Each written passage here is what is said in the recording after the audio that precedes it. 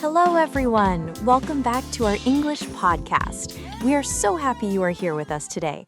Whether you are listening from your bed with a warm cup of tea, sitting on your balcony in the morning sun, or maybe commuting on a bus right now, wherever you are, we are so glad you chose to spend this time with us.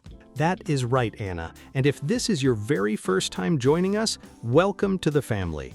We are MrB and Anna, and every episode we help beginner English learners like you build real, natural, everyday English, not just grammar rules from a textbook, but the real words that real people use in real life. And today's episode is one of my personal favorites because we are talking about something we all love, the weekend. No alarm clocks, no deadlines, no stress. Just you, your free time, and today, your English practice. So get comfortable, press play, and let's have some fun together. Today, we're moving past the office and emails talk and diving into the best part of the week, the weekend. Imagine it's Saturday morning, the sun is streaming through your window, and for the first time in 5 days, your alarm clock is completely silent. But then, a scary thought hits you.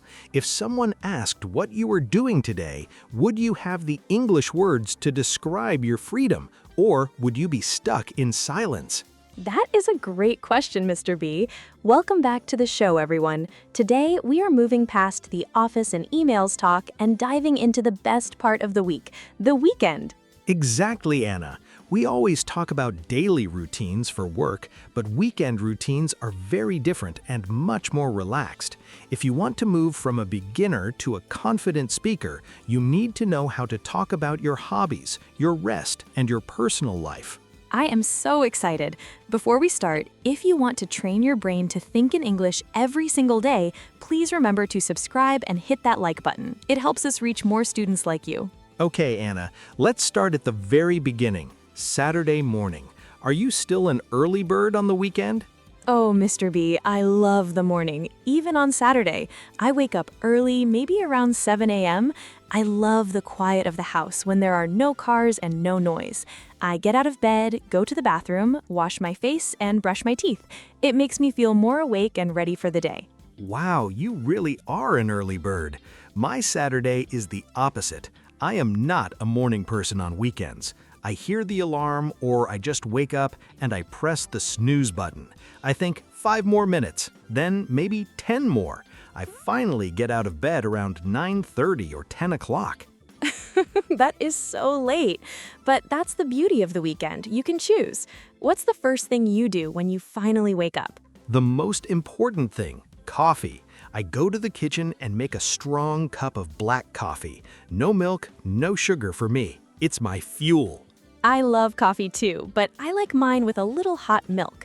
While the coffee is brewing, I try not to look at my phone. I don't check emails or news immediately.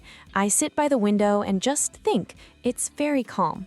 I should try that. I usually check my messages and social media while I drink my coffee, which is a modern routine but can be a bit stressful. After coffee, I need a big breakfast. On weekdays, I just have toast. But on Saturdays, I make eggs and maybe some fruit, like a banana or an apple. That sounds delicious. After breakfast, I get dressed. I don't wear fancy clothes or work clothes like a dress or a suit. I put on comfortable clothes, usually a t-shirt and jeans. Me too. I grab a blue shirt and some comfortable pants and I'm done. Now, let's talk about the fun part, hobbies. Anna, what do you do with your free time on a Saturday afternoon?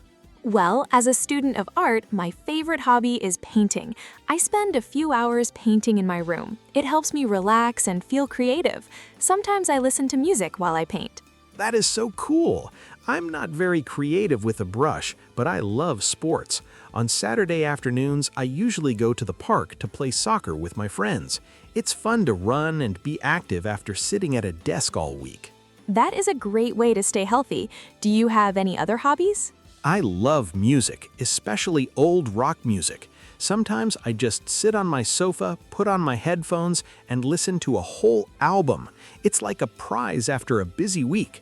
What about you, Anna? Do you like movies? I love movies. I especially like comedy movies because I love to laugh. Laughing is the best medicine after a long week of studying. Sometimes I watch animated movies too because they have so much imagination. I agree. Now, here's a tip for our listeners. When you're doing your hobbies, like painting or playing soccer, you can train your brain. Yes, this is what we call outpoint. If you're alone, talk to yourself about what you're doing. Say, I am painting a green tree, or I am kicking the ball. It connects the action to the English word. Exactly. Or if you're watching a movie, try shadowing. Listen to a simple sentence the actor says, like, "How are you today?" and repeat it exactly like them. Copy their rhythm and their emotion. That's a game changer for your mouth muscles. Your mouth needs to practice making English sounds until they feel natural. And here's another idea. Try keeping a small weekend journal in English. It doesn't need to be long, just 3 or 4 sentences. You can write, "Today is Saturday. I woke up at 9. I made coffee and eggs. The weather is sunny."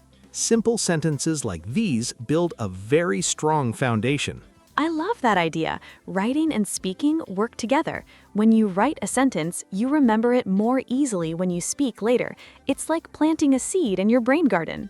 A brain garden. I like that. And you know, we haven't talked about something very important, going outside. Anna, do you like to explore your neighborhood on the weekend? Yes, on Saturday afternoons, sometimes I go to a small cafe near my house. I order a drink and I sit by the window and watch people walk by. It's very relaxing. That is a perfect chance to practice English in real life. When you order at a cafe, you can practice simple phrases like, "Can I have a cup of coffee, please?" Or "How much is that?" Or "Thank you very much." These small moments are real English practice. Exactly. And if the person says something you don't understand, don't panic. You can say, "Sorry, can you say that again, please?" Or, "Could you speak a little slower?" Native speakers are usually very kind and happy to help. That is so important. Many beginners are afraid to speak because they think they will make mistakes, but mistakes are how we learn. Every time you try, you get a little better. Right. Think about when you were a child learning to ride a bicycle. You fell down many times, but you never stopped. You got up and you tried again. English is the same. You will fall, but you get up and try again. Beautiful. I also want to mention something for listeners who are shy. If you're not ready to speak to strangers yet, that's completely okay. Start small. Talk to yourself at home. Talk to your pet, like my dog Max. Talk to your plants. They are very good listeners. My houseplant's name is Leo, and he knows a lot of English now. But seriously, the point is to use your voice every day. Even 5 minutes of speaking practice at home is better than 0. Speaking of natural, we must talk about the not-so-fun part of the weekend, chores. Anna, do you clean your house on the weekend? MrB, yes. I usually wash the dishes and clean the kitchen on Saturday evening. I also have to do the laundry. It's a big job, and sometimes I feel very tired. This is where our big secret comes in. Don't stop when you're tired, stop when you're done. I love that. When I look at the dirty dishes, I want to go to the sofa and watch TV. But I tell myself, no, Anna, if you stop now, you will have a sad morning tomorrow with a dirty kitchen. So I finish the work, and then the sofa is my prize. That's the perfect way to think about it. A clean kitchen makes a happy morning. And while you're cleaning, you can listen to an English podcast or some simple English songs. That's input. You're feeding your brain while you work. So true. Now, what about Sunday? My Sunday is even more relaxed. I usually go for a long walk in the park. I see the trees, the grass, and the flowers. I have to walk my dog Max every Sunday. He's a small, brown, and very friendly dog. We go for a walk and I practice my English by describing the world around me. I say, "I see a red car," or "The sun is very hot today."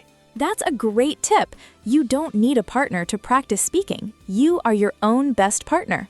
Sunday evening is for family time. I often talk to my sister Sarah, who is a music student. We might watch a movie together or just talk about our week. That is so nice. I usually spend my Sunday night preparing for the week. I take a shower and read a book for a little while before bed to help me relax. I try to go to bed around 10:30 p.m. to get 7 or 8 hours of sleep.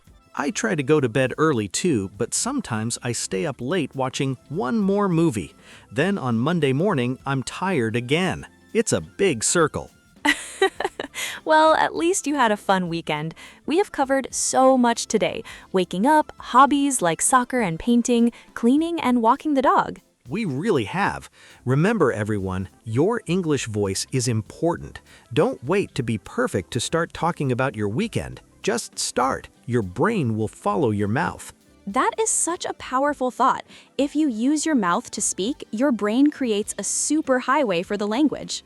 So here's our challenge for you. Don't just study English this weekend, live it. Whether you're cooking pasta, washing dishes, or sitting on your sofa, say it out loud in English. We want to hear from you. Go to the comments below and tell us, what is your favorite thing to do on a Saturday afternoon? Do you like to relax or do you like to be active? We love reading your stories. Thank you for joining us on this journey to fluency. Keep practicing, be patient with yourself, and celebrate every small step. You can do it. We believe in you. See you in the next episode. Bye-bye, everyone. Bye.